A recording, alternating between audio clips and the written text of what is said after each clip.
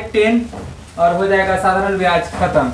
तो टाइप 10 में किस तरह का क्वेश्चन होगा, देखो यहाँ ध्यान से। यदि एक व्यक्ति P1 मतलब मूलधन को डिनोट कर रहा है, पहला व्यक्ति है इसलिए P1 लिया गया है, पहला मूलधन।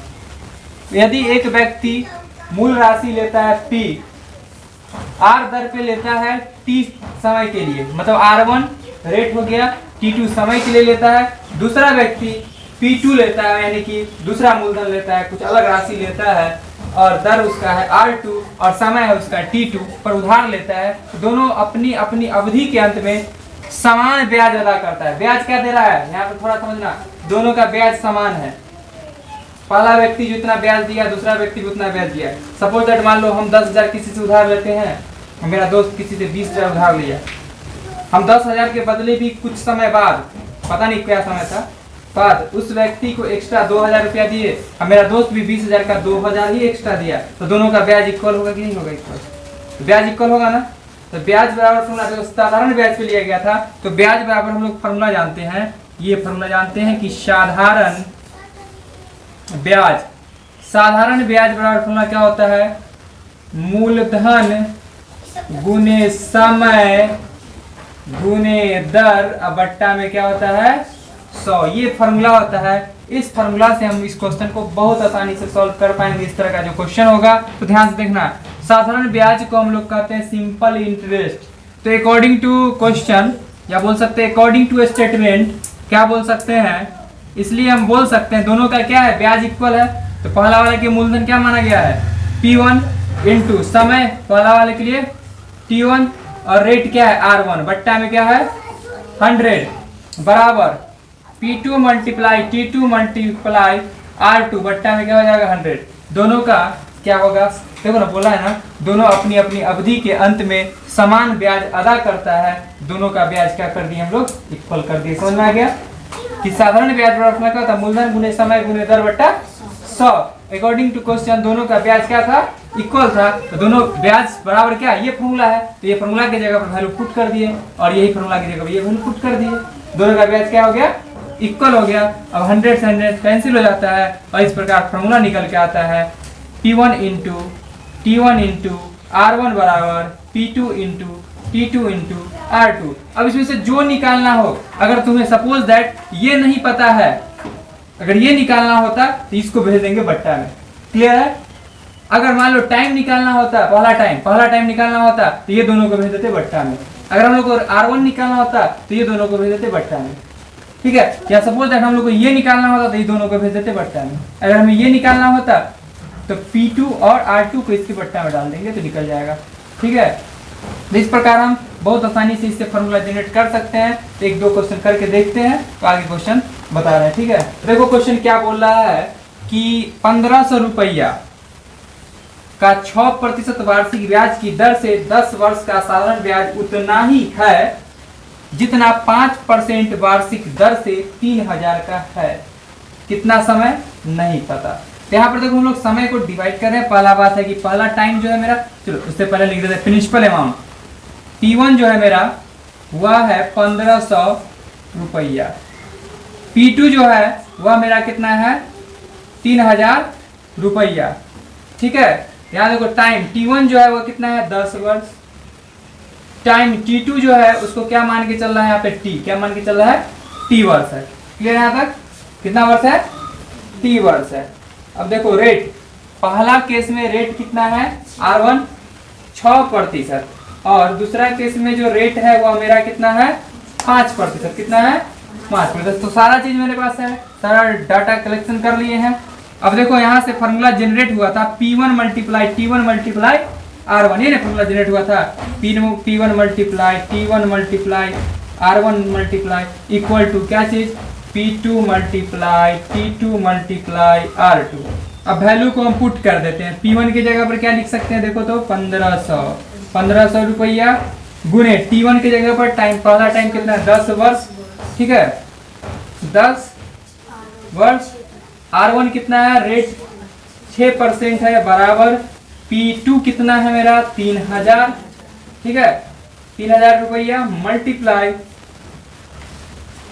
टाइम कितना है नहीं पता T गुने दर कितना है, रेट दूसरा केस में रेट देखो तो 5% तो लिख दिया यहाँ पे 5। ठीक है, क्लियर है, पक्का यही ना है। चलो यहाँ वर्ष लगाए हुए तो यहाँ भी लगा दो, कोई दिक्कत नहीं है। गुने 5। अब देखो बारी बारी से 15 से 1500 कम 1500, 1500 दूना 3000, कट गया कि नहीं कट गया। अब देखो 2 के परा में 2 से 2 तिहाई 6, 5 के परा में 5 से 5 दूनी 10। तो देख सकते हो तुम यहाँ से वर्ष कैंसिल हो गया और रुपया से रुपया भी कैंसिल हो गया। यहाँ से बच गया कितना, 2 तिहाई 6 बराबर क्या t।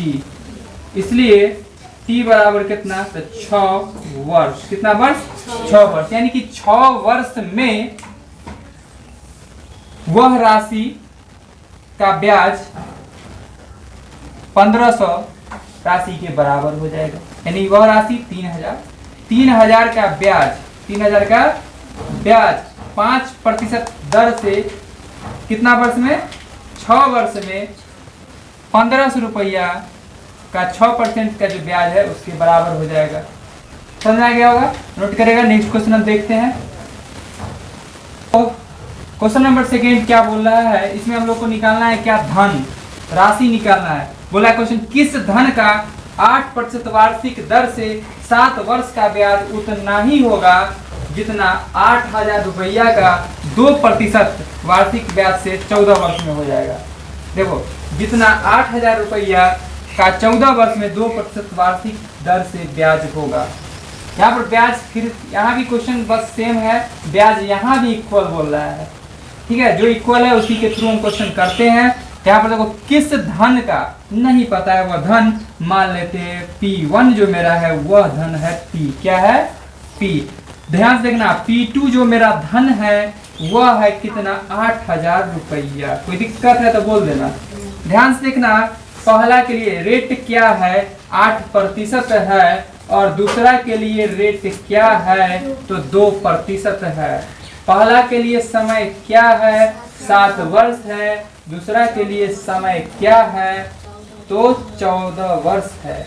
तो बोला क्या जा रहा है, यहाँ ध्यान से देखना, 8% और 7%, सॉरी 8% 7 वर्ष के लिए कितना राशि होगा जो इसके ब्याज के बराबर पूरेगा। 8000 रुपया का जो ब्याज होगा 14 वर्ष में 2% से, तो यहाँ पर कितना मूल राशि होगा जिसका ब्याज 8% दर पे 7 वर्ष में उसके बराबर होगा।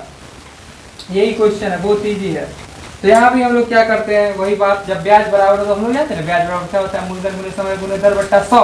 तो दोनों पक्ष में 100 आते हैं तो 100 से 100 कैंसिल हो जाता है और फॉर्मूला कुछ इस प्रकार के बन के आता है। यही ना फॉर्मूला बन के आता है। ठीक है, तो ये फॉर्मूला के थ्रू हम करेंगे। तो P1 यानी कि P गुने मूलधन गुने समय, मूलधन गुने समय गुने दर गुने बराबर, इस नीचे वाला के लिए मूलधन गुने समय गुने दर। बन गया क्वेश्चन, सॉल्व करेंगे। देखो P निकल के यहाँ से आ जाएगा। तुम चाहो तो इसको बट्टाएं भेज दो, तो डायरेक्ट P निकालने के लिए या यहीं से काटना है, मन काट दो, यहाँ से भी काट सकते। देखो ये कितना से 8 एकम 8, क्या को 0 है, 7 के बराबर 7 दूनी 14, तो P बराबर निकल गया 2 दूनी 4 को 1000 से गुना किए तो 4000, यानी कि 4000 रुपया 8% वार्षिक ब्याज की दर से 7 वर्ष में उतना ही होगा जितना 8000 रुपया 14 वर्ष में 2% वार्षिक ब्याज की दर से होगा। समझ आ रहा है बात। कोई आदमी 4000 रुपया लेगा ना, तब भी वो लास्ट में जो ब्याज देगा कितना वर्ष बाद, 7 वर्ष बाद उतना ही देगा जितना कोई अन्य व्यक्ति 8000 रुपया का 14 वर्ष में 2% के हिसाब से दिया था। उतना ही ब्याज देना पड़ेगा दोनों को। समझ आ गया बात।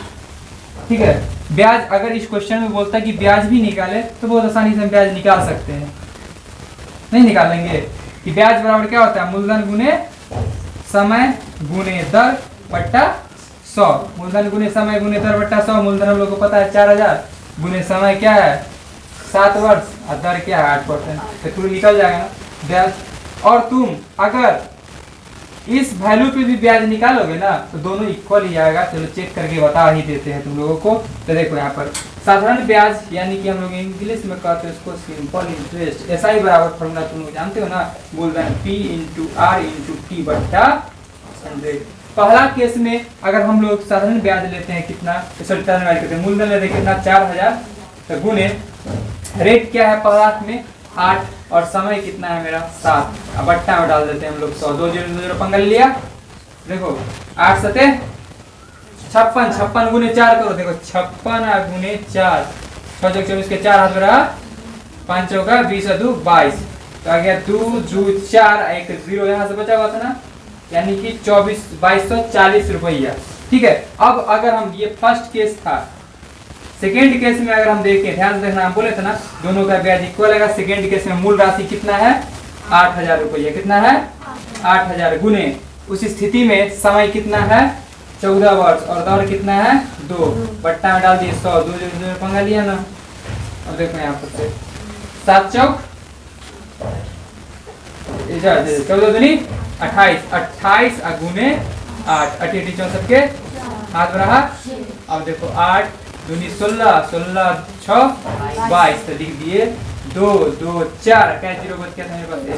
देखो तो दोनों सेम आया कि नहीं आया, हैं आया सेम। तो जो एक क्वेश्चन बोल रहा था वो बिल्कुल सही बोल रहा था। तो हम लोग जब आंसर निकाल लेंगे तो आंसर को चेक भी कर सकते हैं वैल्यू पुट करके कि दोनों इक्वल दे रहा है या नहीं। ठीक है, नोट डाउन।